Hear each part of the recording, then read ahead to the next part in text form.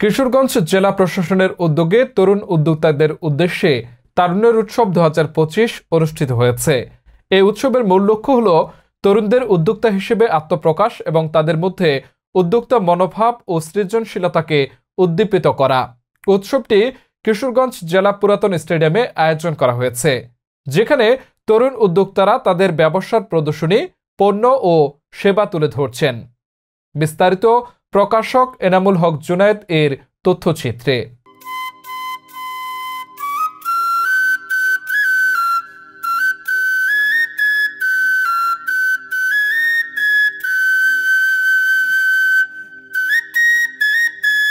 প্রিয় দর্শক, আজ আপনাদেরকে শোনাবো তরুণ উন্নয়নের গল্প। কিশোরগঞ্জে তরুণদের উন্নয়নের লক্ষ্যে তরুণের উৎসব মেলা 2025-এর আয়োজন করেছেন কিশোরগঞ্জ জেলা প্রশাসক। ধন্যবাদ আপনাকে। আমি তারিকুল ইসলাম রাজন।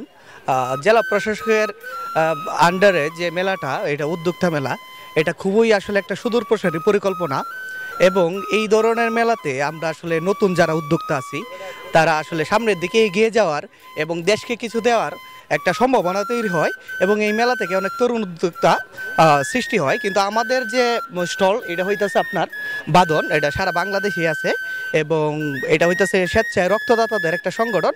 আমাদের কাজ হলো রক্তদান সম্পর্কে এবং প্রত্যেককে রক্তের গ্রুপ জানায় এবং রক্তদান সম্পর্কে প্রত্যেককে সচেতন করা।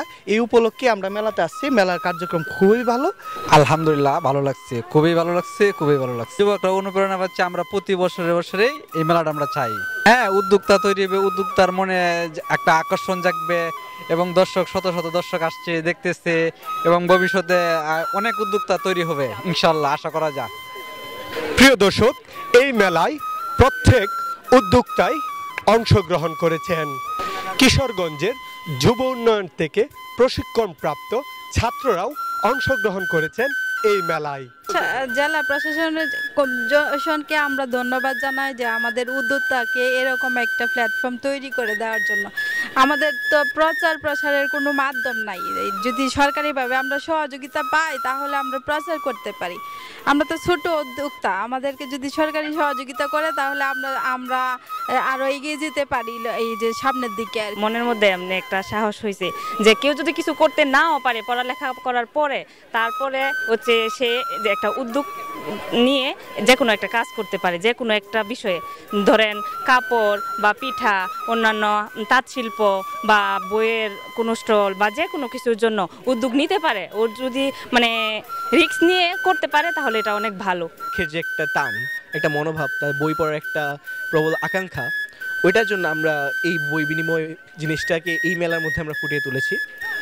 সো আমাদের মেলার এই কাজটা কি, লাইক আপনার কাছে একটি বই আছে, সো ওই বইটি আপনি নিয়ে আসবেন অ্যান্ড বই বিভিন্ন ক্যাটাগরি থাকে, সেই ক্যাটাগরি অনুসারে আমাদের এখানে বই সাজানো আছে। সো হ্যাঁ, বই বিনিময় যে জিনিসটা, সেটা ক্যাটাগরি অনুসারে আপনারা করতে পারবেন।